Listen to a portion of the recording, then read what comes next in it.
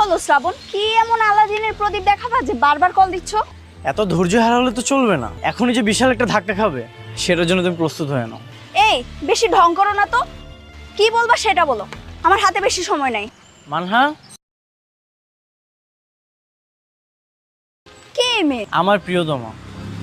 তুমি বলেছিলে না আমি কখনোই কোনো সুন্দরী মেয়ের সঙ্গে রিলেশন করতে পারবো না। দেখেছো ও তোমার চেয়ে কত সুন্দরী। তো আমাকে ডেকেছো কেন? তোমাদের প্রেমের ট্রিট দিতে? এই যে এত রাগে গজগজ করছো, আর এইটা দেখার জন্যই তোমাকে আমি এখানে রেখেছি। তুমি না বলেছিলে আমার নাকি চরিত্রের সমস্যা, আর এখন তো দেখছি তোমারই চরিত্রের সমস্যা। একটা গার্লফ্রেন্ড থাকতে আবার একটা মেয়ের সাথে ঘুরে বেড়াচ্ছ, আর আজকের পর থেকে আমাকে একটা কলও দিবা না। ওকে, একটু দাঁড়াও।